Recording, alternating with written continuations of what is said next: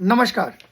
26 नवंबर 1949 को हमारा संविधान बन के तैयार हुआ। भारत की संविधान सभा ने औपचारिक तौर पर संविधान को एक्सेप्ट किया, अपनाया और पूरे भारत राष्ट्र को समर्पित किया। इसके 2 महीने के बाद 26 जनवरी 1950 को यह अमल में लाया गया और पूरे देश में, भारत राष्ट्र में लागू हुआ। Doctor B R. अम्बेडकर साहब ने कहा कि भारत के संविधान की जो प्रस्तावना है, जो उसका प्रियम्बल है, जो उसकी प्रस्तावना है, जो उसकी उद्देशिका है, वो उसकी आत्मा है और आत्मा के साथ कभी भी छेड़खानी नहीं की जा सकती, उसको टच नहीं किया जा सकता। लेकिन ऐसा क्या हुआ कि डॉक्टर बी.आर. अम्बेडकर साहब द्वारा और जितने भी और सदस्य थे उनके द्वारा बनाया हुआ संविधान 1950 से लेके मात्र 26 साल में ऐसा क्या हुआ कि वो प्रियम्बल जो संविधान की आत्मा थी उसमें छेड़खानी कर दी गई। 1976 में उस समय की तत्कालीन प्रधानमंत्री इंदिरा गांधी जी, उन्होंने उस संविधान के प्रियम्बल में उद्देशिका, जो उसकी प्रस्तावना है, जो संविधान की आत्मा थी, उस प्रियम्बल में छेड़खानी करी। ये हमारा जो संविधान जो 26 नवंबर 1949 को जो अपनाया गया और जो 1950 में ये लागू हुआ, ये उसकी कॉपी है। आप इसमें देखिए, इसमें कहीं पे भी आप देखें आपको सेकुलर और सोशलिस्ट शब्द आपको नहीं मिलेगा। इसके साथ ही साथ इस प्रियम्बल को जो 1976 में जो भारत के संविधान की जो आत्मा थी, जो प्रियम्बल था, प्रस्तावना थी, उसकी हत्या की गई और साथ ही साथ आप देखिए इसमें सोशलिस्ट और सेकुलर शब्दों को जोड़ दिया गया। जो अंबेडकर साहब का बनाया हुआ और लागू किया हुआ 1950 का संविधान मात्र 26 सालों में क्या कम्युनल हो गया था। और मुझे ऐसा लगता है कि जो अंबेडकर साहब से कांग्रेस पार्टी की जो नफरत थी, ये उसकी वजह से ये हुआ।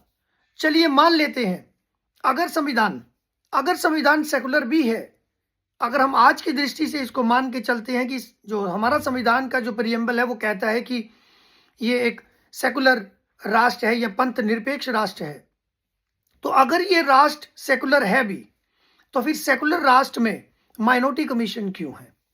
सेकुलर राष्ट्र में सच्चर कमीशन, सच्चर कमेटी क्यों है? इसी सेकुलर राष्ट्र में आईएएस और आईपीएस बनने के लिए जो फ्री कोचिंग मुसलमानों को दी जा रही है, ये क्यों दी जा रही है? इसी राष्ट्र में हज के लिए सब्सिडी क्यों दी जा रही है? और इसी राष्ट्र में वक्फ बोर्ड के लिए सरकार भी पैसा दे रही है इनको, ये फिर क्यों है? तो फिर ये सेकुलरिज्म, ये दो तरह से सेकुलरिज्म कैसे हो सकता है? 26 नवंबर 1949 को संविधान तो बना, 1950 में लागू तो हुआ, लेकिन क्या ये संविधान दिवस मनाने के लिए हमें 2015 तक का इंतजार करना पड़ा? संविधान दिवस जो मनाया जा रहा है, ये इस समय के जो प्रधानमंत्री नरेंद्र मोदी जी ने 2015 में 26 नवंबर 2015 में इसकी घोषणा करी कि पूरे भारत राष्ट्र में 26 नवंबर के दिन संविधान दिवस के रूप में मनाया जाए, ताकि संविधान सभा के जो सदस्य थे, संविधान बनाने वाले लोगों का जो योगदान है, जो कंट्रीब्यूशन है, वो समाज को पता लगे। क्या इस काम को करने के लिए 65 साल का समय लग गया? क्या नहीं चाहते थे लोग कि संविधान निर्माता, चाहे बी.आर. अम्बेडकर साहब थे, चाहे और जो महान लोग थे, उनके कंट्रीब्यूशन के बारे में लोगों को पता लगे? इसलिए देश के प्रधानमंत्री आदरणीय नरेंद्र मोदी जी का धन्यवाद करते हैं कि 2015 से 26 नवंबर 2015 को इसकी घोषणा करी। मैं ऐसा मानता हूं कि एक विजनरी इंसान ऐसा काम करता है जो लंबे समय तक चलता है, और मैं ये भी मानता हूं कि अगले 10-15 वर्षों तक जब हमारी आने वाली पीढ़ी, जब हमारी आने वाली जनरेशन इन चीज़ों को पढ़ेगी, संविधान निर्माताओं के बारे में पढ़ेगी और असली संविधान में क्या लिखा था और उसके बाद किस तरह से उसकी प्रियम्बल की प्रस्तावना की हत्या करके उसमें किस तरह से शब्दों को जोड़ दिया गया, और इसके बारे में समाज के लोगों को जागरूकता भी मिलेगी।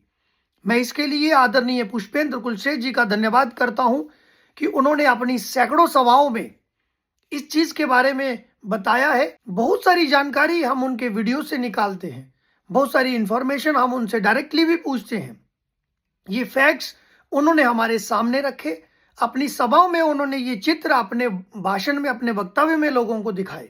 तो ये बदलाव एक 10-12 साल की अवेयरनेस और जागरूकता और इतने सारे प्रोग्राम, इवेंट्स, कार्यक्रम करने के बाद जो समाज में ये आया है, मैं मानता हूं कि 10, 15, 20 करोड़ लोग जब ये सुनते हैं, मास लेवल पे जब ये जागरूकता आती है, तो सत्ताएं भी इन चीज़ों को समझती है और मानती है।